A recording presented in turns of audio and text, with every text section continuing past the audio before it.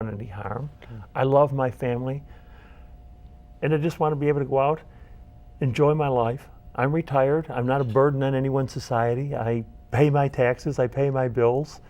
I own my home. I take care of my children and my grandchildren.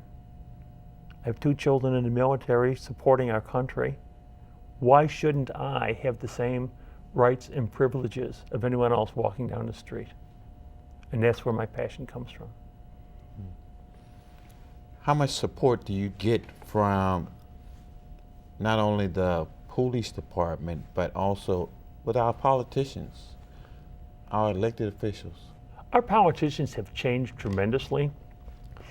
When I joined an organization called METPAC, which was the Mecklenburg Gay and Lesbian Political Action Committee. And a friend of mine, Luana Mayfield, she's now a city council member. She's a great friend. She just won again. She just won again. Yes, she did. Congratulations, Congratulations, Luana. Luana. You won again. And Patsy Kinsey, she's our current mayor right now. And I met her, and she just won again in her district because she's going back on city council. She was an interim mayor. And these are 2 of the most wonderful, supportive people you can know. I was at a meeting and Luana was there, and one of my passions was, I talked about the restroom. Washington, D.C. passed an ordinance called the right to pee. I mean, yeah, you can laugh. I can laugh at it too. You didn't know you needed a right. Sure. You think you drink water or whatever, or did we have to do what our body functions are? But in 39 states, a transgender person can be arrested as a sex offender for using the ladies' room if they haven't had gender reassignment surgery. Now, gender reassignment surgery is very dangerous. It costs anywhere from $50,000 to $70,000, which most people can't afford. It's not covered by insurance companies. It is now tax deductible because they realize it's a medical procedure and not cosmetic surgery. So they had this right, and they said any business that's doing business with the city of Washington, D.C., which is every business that has a license, if you have a single stall restroom where only one person is using it at a time, and you walk in, you lock the door, then why have that male and female? Let's just change it to a gender neutral so there is no bias in that area. Sure. And I said, Luana, how do I get this in Charlotte? And she introduced me to a person who I met before, but just casually at an event. His name is Phil Hargett, and he was the chair of the Mecklenburg Political Action Committee at the time. And we talked about this, and he asked me to join METPAC. So I got involved with METPAC in going out and talking to all the politicians and asking them to start providing equality based on, instead of not only on sexual orientation, but also on gender identity. And it was opposed back then. The City Council of Charlotte passed, in addition to their employment non-discrimination policy, which protects minorities based on race, religion, or whatever, but they would not include gender identity or sexual orientation. And at that time, they added protection under their employment non-discrimination policy based on sexual orientation, gays and lesbians. Right. But they refused to include transgender people. And the previous city attorney said, transgender people have no federal rights. So therefore, I can fire and hire whoever I want. Okay. And he was right at that time, but things are changing. So that was a passion for me. Again, now to go out and meet with every single politician here in Charlotte and Mecklenburg.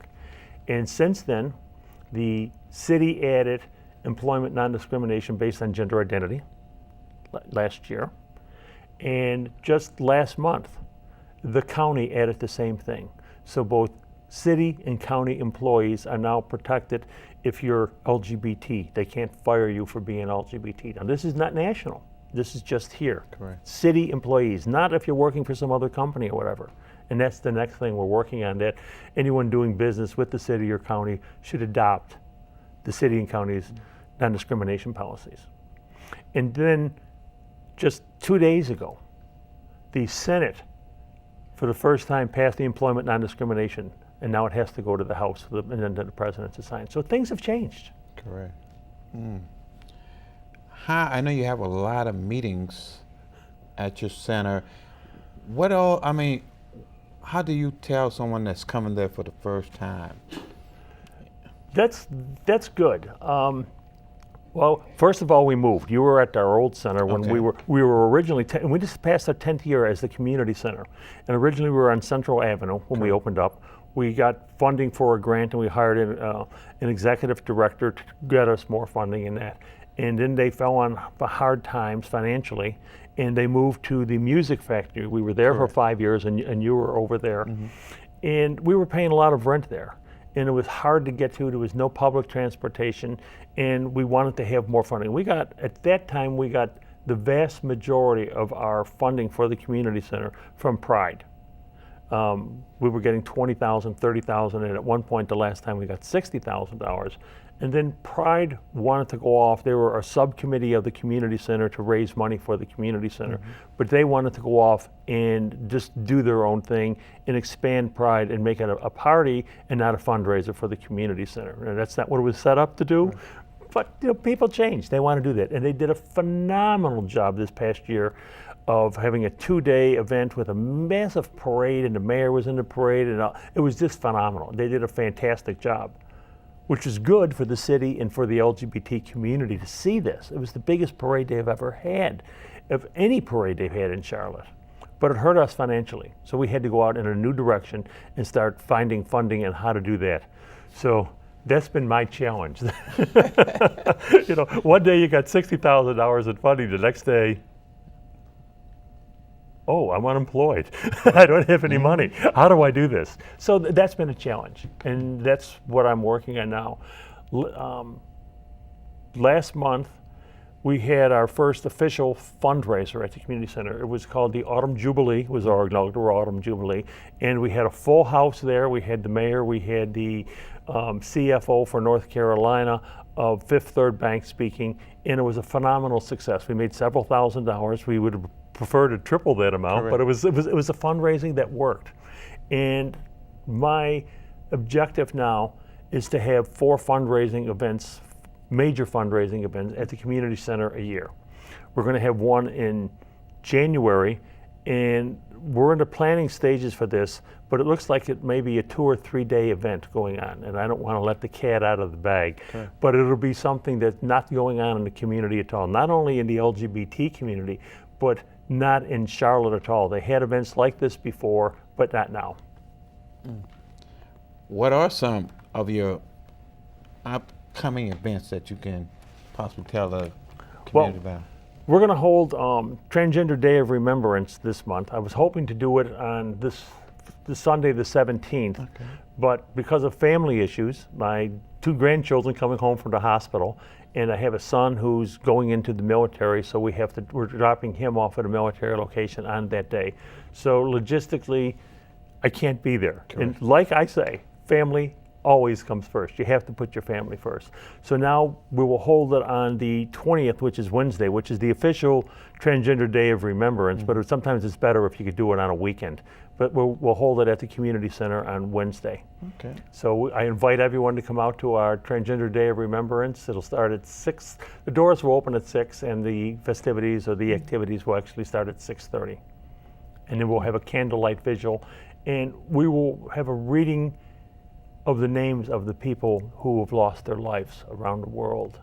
And if you go to the website, Transgender Day of Remembrance, and you will see these brutal, brutal acts against transgender people that this will make you cry. That's all I can say. So we will be holding that there. We have other events at the community center. We have potluck dinners. We have yoga for men, yoga for women. I brought a whole list of them. We have multiple. We now have 3 transgender groups that meet at the community center. The Carolina Transgender Society, the Charlotte Gender Alliance. We have Trans in the City, which is a college students, youth. And we also have a group called PRISM. Now, PRISM is young people from 18 to their early 20s, mid-20s. And these mainly were young people who would go to an organization called Time Out Youth, a very successful support group for young children. And they would go there, but when they got to be 18, they'd be dropped off. So now we have a group to support our young people. So what do you do when you're 20 years old? You don't want to go to the bars, you want to socialize with your friends. Right. So those are some of the activities we have there.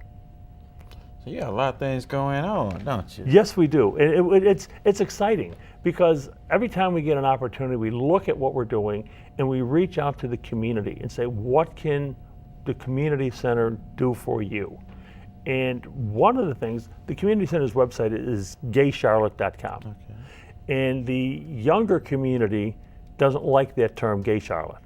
The older community acknowledges it. Correct. So what the first thing I did was I says, okay, let me go out and get another domain name. So I just said LGBTcharlotte.org. Okay. So now we have that. So it's hearing and listening to people. As people listen to me, what do I need? It's I have to listen to people. What does the community need? And that's why it's called a community center. It's what does the community need? Roberta, we're running short on time. I really appreciate you coming back on the show. And anytime you want to come back on the Paul Brown Show, you're more than welcome.